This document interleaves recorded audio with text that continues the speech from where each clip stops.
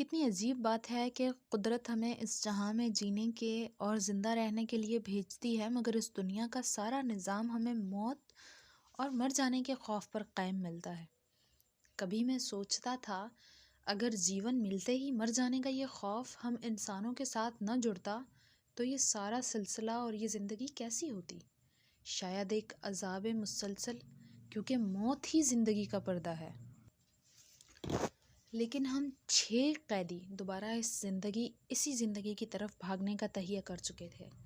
ظہیر نے بہت سوچ سمجھ کر اپنی ٹیم کا انتخاب کیا تھا۔ جیل کی 6 برجیاں تھیں اور اسے ہر برجی پر تعینات پہرے داروں کے بندوبست کے لیے ایک بندہ چاہیے تھا۔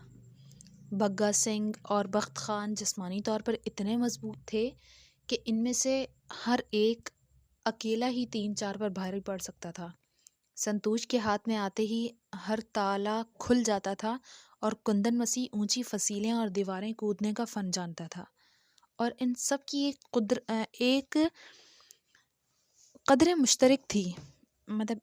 مشترک تھی، جینے کی تمنا۔ ظہیر نے 17 اکتوبر کا دن بھی بڑی عرق ریزی کے بعد فرار کے لیے چنا تھا۔ اس کا منصوبہ بھی اس کی طرح انوکھا تھا۔ ظہیر کے پلان کا سارا دار و مدار موسم پر تھا، اور وہ پچھلے 3 ماہ سے اس تاریخ کا انتظار کر رہا تھا۔ ظہیر نے جو فرار کا منصوبہ بنایا تھا اس کے 3 حصے تھے۔ نمبر 1، جیل کے اندر سے بغاوت یا بلوہ، جس کا مرکزی کردار یوگی تھا۔ یوگی کو 17 اکتوبر کی شام اپنی بیرک میں آگ لگا کر جیل میں افراتفری پیدا کرنا تھی، تاکہ عملے کی ساری توجہ اس آگ کو بجھانے کی طرف بڑھ جائے اور ظہیر اپنے ساتھیوں سمیت کال کوٹڑی کے عملے پر قابو پا سکے۔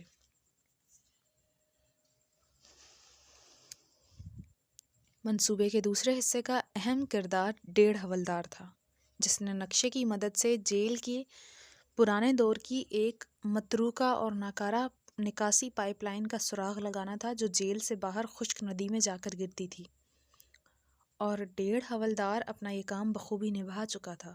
پائپ لائن کا راستہ پتہ چل چکا تھا، جو کال کوٹھریوں کے احاطے کے بالکل پیچھے نیچے کی زمین سے گزر رہی تھی، لیکن یہ کوئی نہیں جانتا تھا کہ نکاسی کا یہ 1 صدی پرانا راستہ ابھی تک کھلا ہے یا پائپ کی ٹوٹ پھوٹ اور ٹنوں مٹی کے تودے گرنے کی وجہ سے آگے چل کر کہیں بند ہو چکا ہے۔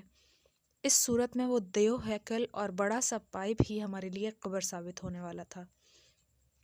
ظہیر کے منصوبے کا تیسرا اور سب سے اہم حصہ موسم اور قدرت کی مہربانی سے جڑا ہوا تھا۔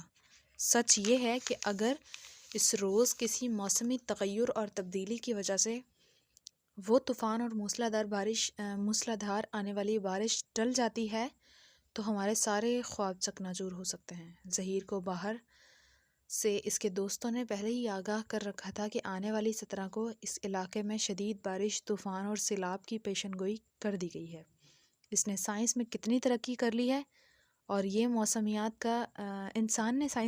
ترقی کر لی ہے اور یہ موسمیات کا محکمہ اور انٹرنیٹ یا گوگل پر آنے والے دنوں میں اور ہفتوں کے موسم کا حال کتنا فائدہ مند ثابت ہو سکتا ہے، اس کا اندازہ ہمیں یہاں ان کال کوٹھڑیوں میں بیٹھے ہو رہا تھا۔ ظہیر کے منصوبے کے مطابق شدید بارش اور سیلابی ریلے کی صورت میں اس کے باہر بیٹھے جانثار جیل سے ملحقہ ندی کا باندھ ڈائنامائٹ کے بلاسٹ سے اڑانے والے تھے، جس کے نتیجے میں پانی کا بہت بڑا سیلابی ریلا ٹھیک جیل کی 4 دیواری کے اس حصے سے ٹکراتا جو سزائے موت کے بیرونی پھانسی گھاٹ والے حصے کو جوڑ رہی تھی۔ نہ صرف یہ، بلکہ ٹھیک اسی وقت ایک دوسری آفتاب بھی جیل کے عملے پر گارڈز کے سر پر پڑنے والی تھی، کیونکہ ظہیر نے ساتھیوں کا دوسرا گروپ جیل کے چاروں اطراف شدید فائرنگ اور کریکر دھماکے کر کے ان کا دھیان تیسری طرف بٹانے کے لیے پہنچ چکا ہوگا۔ یوں جیل کا عملہ، گارڈز اور دیگر پولیس 3 محاذوں پر بٹ جاتی۔ جیل میں لگی آگ اور قیدیوں کی چیخ و پکار اور انہیں دیگر بیرکوں میں منتقل کرنے کی ہڑبڑاہٹ، سیلابی ریلے کا تیزی سے جیل کی 4 دیواریوں میں داخل ہونا اور سب کچھ تہس نہس کرتے ہوئے بیرکوں میں بربادی مچانا، اور ٹھیک اسی وقت باہر چاروں طرف سے دھماکے اور جیل کی دیواروں پر بے تحاشا فائرنگ جیل اسٹاف کے حواس معطل کرنے کے لیے یہ عوامل کافی تھے۔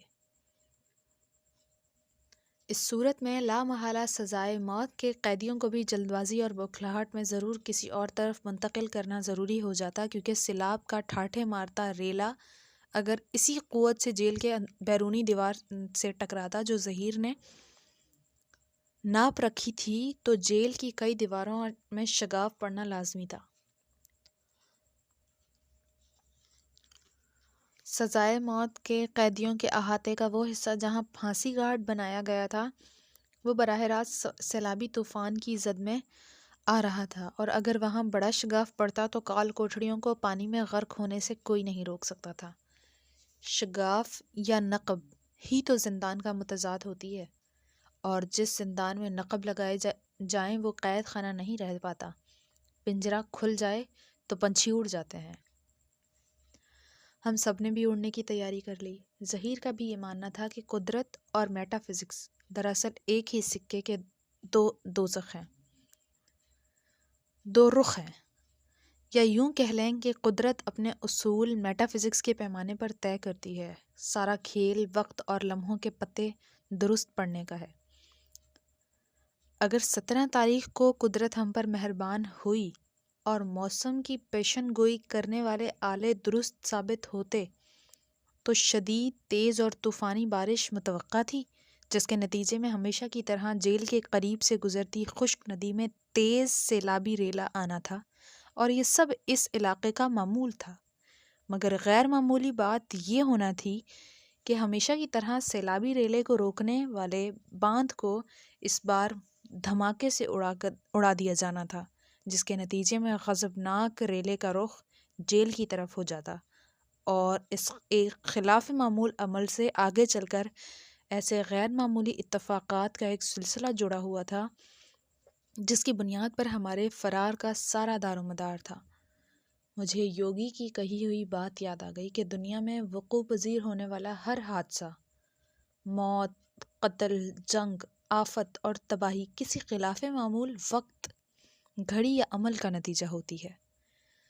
بس ذرا قدرت کے نظام یا میٹا فزکس کو چھیڑنے کی ضرورت ہوتی ہے، سب پلٹ جاتا ہے۔ مثلاً سانس سے ہماری چلتی زندگی، ہم زندہ رہتے ہیں اور سانس لینا انسان کا معمول ہے، لیکن چند لمحوں کے لیے یہ چلتی ہوئی ہوا رک جائے یا ہم کسی بھی دوسرے انسان کا دم گھونٹ دیں تو وہ منٹوں میں مر جاتا ہے، اور سانس کا رک جانا اس انسان یا ذی حس کے خلاف معمول بات ہوگی۔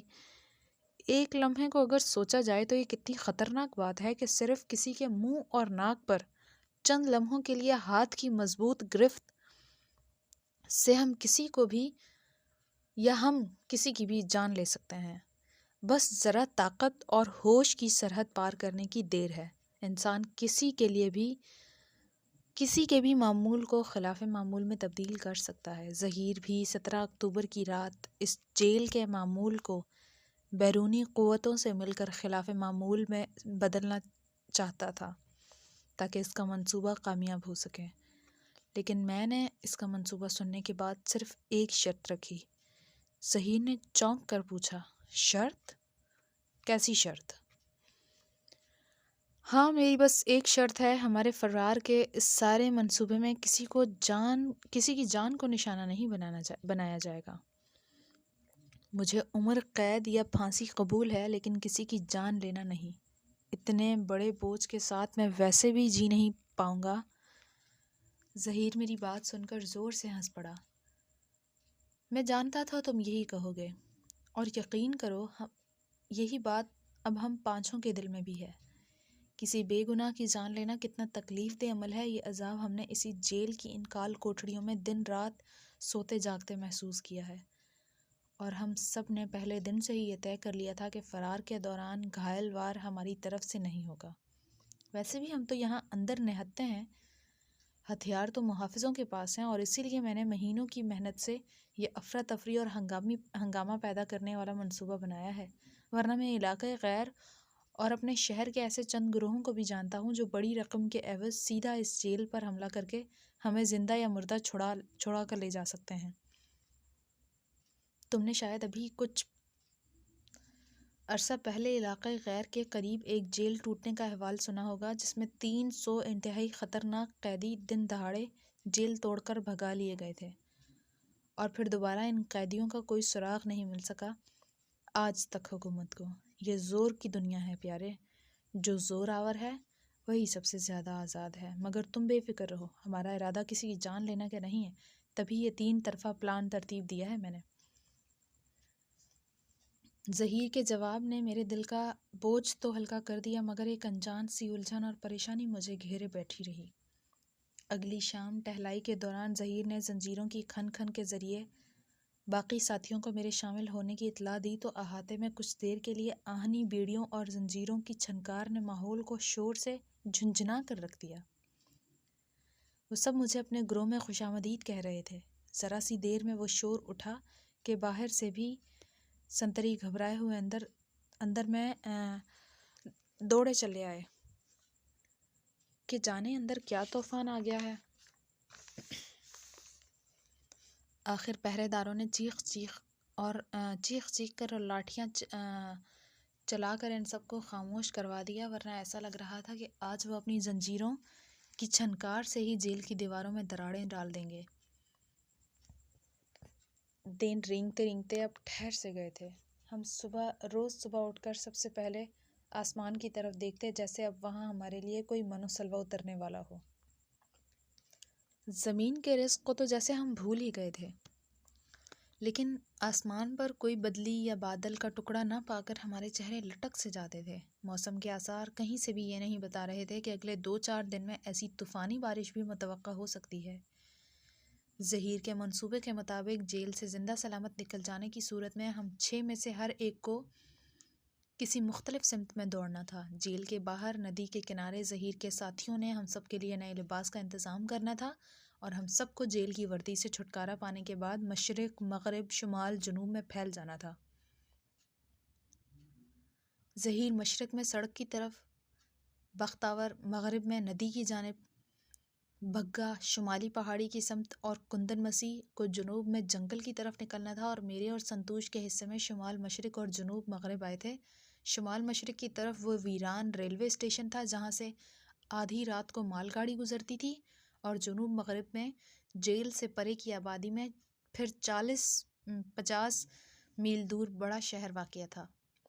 یہ ساری سمتیں ایک خفیہ قرآن اندازی کے ذریعے ہمارے حصے میں آئی تھیں، جو دوسری طرف کی کال کوٹھڑیوں میں میرے آنے سے پہلے ہی طے ہو چکی تھی۔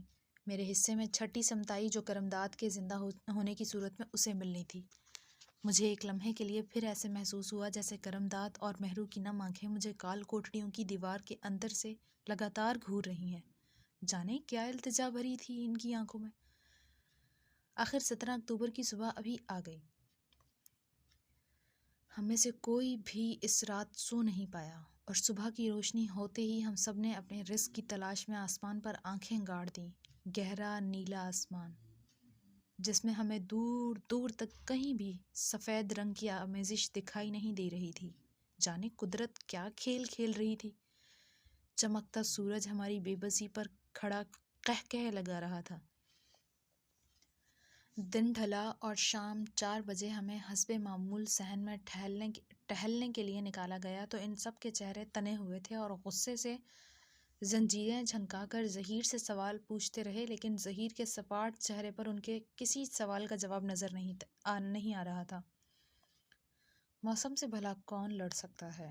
زندگی میں پہلی مرتبہ نیلا رنگ آنکھوں کو چبھنے لگا تھا۔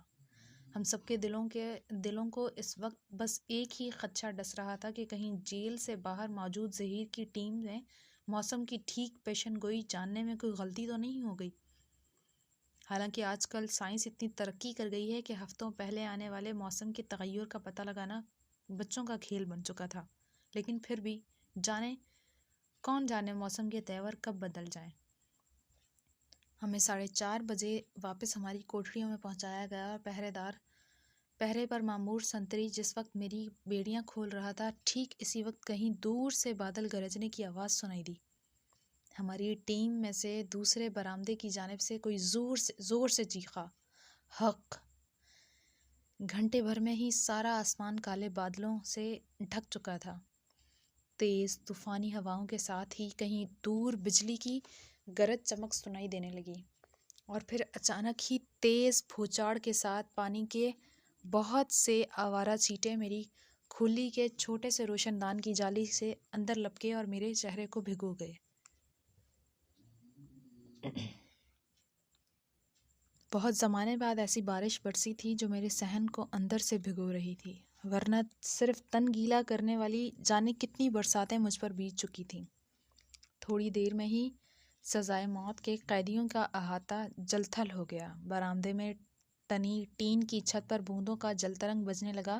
سامنے والے برآمدے سے بھگے نے نعرہ لگایا، واہ گرو جی دا خالصہ، واہ گرو جی دی فتح۔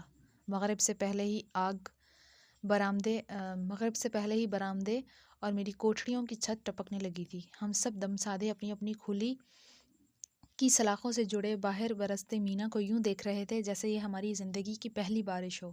ابھی شام کا اندھیرا پوری طرح چھایا نہیں تھا کہ اچانک عام قیدیوں کی بیرک کی طرف سے پہلے کچھ ہلکے اور پھر گہرے دھوئیں کے بادل فضا میں بلند ہوتے ہوئے نظر آئے، اور پھر اچانک ہی چیخو پکار مچ گئی، آگ لگ گئی، آگ، آگ، بچاؤ!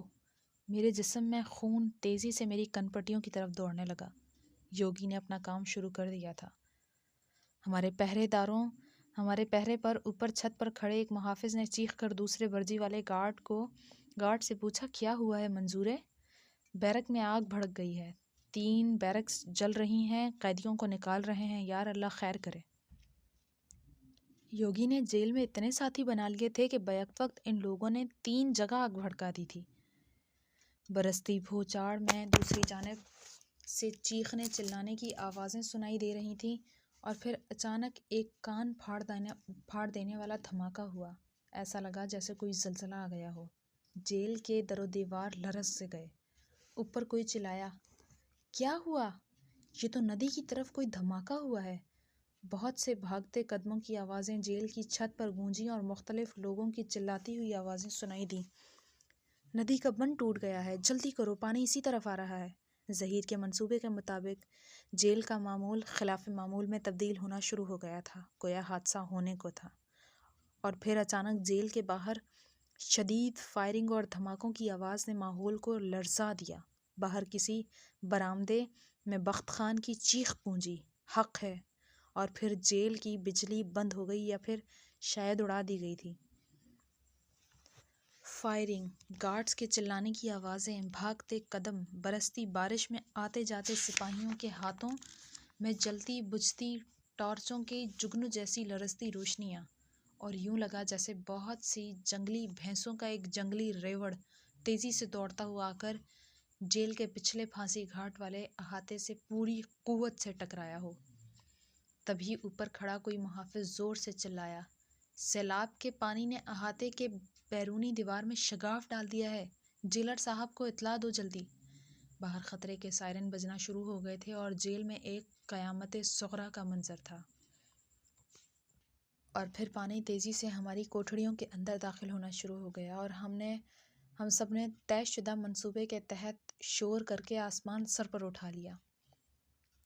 جیل کے عملے کو سمجھ ہی نہیں آ رہا تھا کہ وہ جلدی آگ کو بجھائیں یا قیدیوں کو بیرکوں میں ٹھاٹھے مارتے پانی کو روکنے کی فکر کریں۔ اوپر سے باہر مسلسل فائرنگ اور بجلی کی بندش۔ اچانک ہمیں بہت سے محافظوں کے دوڑ کر سزائے موت کے احاطے میں داخل ہونے کی آواز سنائی دی۔ منصوبے کا آخری مرحلہ آ پہنچا تھا۔ محافظوں کے پاس ہمیں بیڑیاں ڈالنے اور ڈنڈا ڈولی کرنے کا وقت ہی نہیں تھا۔ جلدی میں ساری کال کوٹڑیاں کھول دی گئیں، اور اندھیرے میں ہی ہتھکڑیاں پہنا کر ایک قطار بنا کر ہمیں ایک جانب ہانک دیا گیا۔ تبھی میری نظر برساتی اوڑھے 1.5 حوالدار پر پڑی، جس نے کسی اندھیری راہداری میں ایک لمحے کے لیے اپنی ٹارچ جلائی اور بند کر دی۔ یہ بگھے اور بخت خان کے لیے سگنل تھا۔ وہ دونوں چلتے چلتے آپس میں بھڑک گئے، اور اندھیرے میں سبھی قیدی گھتم گھتا ہو گئے۔ محافظ زور سے چلائے، لیکن اندھیرے میں بگھے اور بخت خان نے 2-3 محافظوں کو بھی لپیٹ میں لے لیا۔ باقی ماندہ گارڈز نے بوکھلا کر اپنی بندوقیں نشانہ لینے کے لیے سیدھی کیں اور گالی دے کر ایک ہوائی فائر کر دیا۔ جانو زور سے چلایا، گولی مت چلانا صاحب، ہمارے اپنے بندے بھی ہیں درمیان میں۔ اندھیرے میں کوئی زور سے چلایا، ہوشیار! جیلر صاحب نے سارے گارڈز کو گیٹ کی طرف برجی کا گھیر ڈالنے کا کہا ہے۔ باہر قیدیوں نے بغاوت کر دی ہے، جلدی کرو، سب پہنچو۔ شیرو، رحیم، شبیر، مختار، کہاں مر گئے ہو سارے؟ بیرونی دیوار پر پھر گولیوں کی ایک پھوچاڑ ہوئی۔ جیل کے محافظ بھی اوپر برجیوں سے فائر کر رہے تھے، مگر گھپ اندھیرے میں انجان دشمن انہیں دکھائی نہیں دے رہا تھا۔ یہاں نیچے برستی بارش میں زمین پر گرے کیچڑ میں لت پت بھگے بخت خان اور گارڈز کے درمیان جنگ جاری تھی، اور اندھیرے میں پہچاننا مشکل تھا کہ ان میں سے کون قیدی ہے اور کون محافظ۔ ایک چیخو پکار مچی ہوئی تھی۔ دوسرے گارڈز بھی گھبرا کر اپنے ساتھیوں کو چھڑانے کے لیے آگے بڑھے، اور ایک لمحے کو ان کا دھیان بٹا تو اچانک میری ہتھکڑی پر ظہیر کا ہاتھ پڑا اور وہ مجھے گھسیٹتے ہوئے راہداری میں ایک جانب بھاگ کھڑا ہوا۔ اسی لمحے میں کندن اور سنتوش کو بھی دوسری سمت بھاگتے دیکھا۔ اندھیرے میں آسمانی بجلی کا ایک کوندا لپکا۔ ظہیر بھاگتے ہوئے زور زور سے اپنے قدم گن رہا تھا۔ 33، 34، 32، 50 قدم بعد دائیں۔ پہلے مجھے کچھ سمجھ نہیں آیا، لیکن میں نے اندھیرے میں ظہیر کے حوالے کو دائیں جانب مڑتے دیکھا تو پیچھے بھاگتے ہوئے میں بھی مڑ گیا۔ 70 قدم بعد بائیں۔ تیز! ہمارے پاس وقت نہیں ہے زیادہ۔ ہم دونوں دیوانہ وار دوڑ رہے تھے۔ ظہیر نے جیل کا نقشہ گھول کر پی رکھا تھا، اور اسی دن کے لیے اس نے تمام برجیوں اور گارڈز کی تفصیلات اور اوقات ازبر کر رکھی تھیں۔ ہم دونوں بھاگتے ہوئے ایک نسبتاً کھلے میدان میں آ نکلے۔ ظہیر چلایا، ہم 15 منٹ لیٹ ہیں، سرچ لائٹ سے بچنا ہے۔ اتنے میں دور اوپر لگی کسی گھومتی ہوئی سرچ لائٹ کا دائرہ ہم پر روشنی ڈالتا گزر گیا۔ ظہیر کی وقت کی گنتی بالکل صحیح تھی۔ ٹھیک اسی وقت اوپر دیوار سے کوئی چلایا، خبردار، کون ہو تم؟ رک جاؤ! ظہیر چلایا، بھاگتے رہو! اور اگلے ہی لمحے گولی کی آواز فضا میں گونجی۔ میرے کان میں ایک سائیں کی سی آواز آئی، جیسے زن سے کوئی تیز رفتار بلٹ ٹرین گزری ہو۔ تبھی میری ناک نے جلتے بارود کی مہک محسوس کی۔ نشانچی کی گولی مجھے تقریباً چھوتی ہوئی گزر گئی تھی۔ اگر بارش کی بھوچاڑ اور اندھیرا نہ ہوتا تو ضرور اس کا نشانہ میری پیشانی کے درمیان پیوست ہوتا۔ مجھے لگا میرے آس پاس ہی کہیں موت کی دیوی مسکائی اور اس نے میرے کان میں سرگوشی کی، نہیں، ابھی نہیں، اور جب تک وہ وقت نہیں آ جاتا میں خود تمہاری حفاظت کروں گی۔ ہم کیچڑ میں لت پت اندھیرے میں بھاگتے ہوئے ایک اور احاطے میں جا نکلے، جہاں پچھلی طرف آگ کے شعلے کہیں دور آسمان کی طرف بلند ہوتے ہوئے دکھائی دے رہے تھے۔ ظہیر کی مہینوں کی محنت ہمارے کام آ رہی تھی، اور وہ جیل کے پیچیدہ راستوں کو اپنی گلی محلے کی طرح سر کر رہا تھا۔ احاطے کے درمیان میں ایک گول چوبارہ سا بنا ہوا تھا، جسے اوپر سے سیمنٹ اور مٹی سے پاٹ دیا گیا تھا۔ قریب ہی کچھ گدالیں اور بیلچے پڑے ہوئے تھے۔ ظہیر نے نعرہ لگایا، جیو 1.5 حوالدار! ظہیر نے گدال اٹھائی اور چوبارے کے درمیان ضرب لگائی۔ میں بھی اس کی طرف دیکھا دیکھی گدال لیے شریک ہو گیا۔ کچھ ہی لمحوں میں نیچے سے لوہے کی ایک 4 خانوں والی جالی نکل آئی۔ ظہیر چلایا، جلدی کرو، گارڈز آتے ہی ہوں گے۔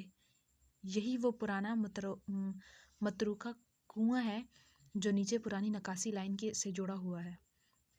اتنے میں اندھیرے میں دور سے بھاگتے قدموں کی آواز سنائی دی، اور پھر پہلے بگھا اور پھر بخت خان، دوسری جانب سے کندن اور سنتوش بھاگتے دکھائی دیے۔ ظہیر نے زور سے سیٹی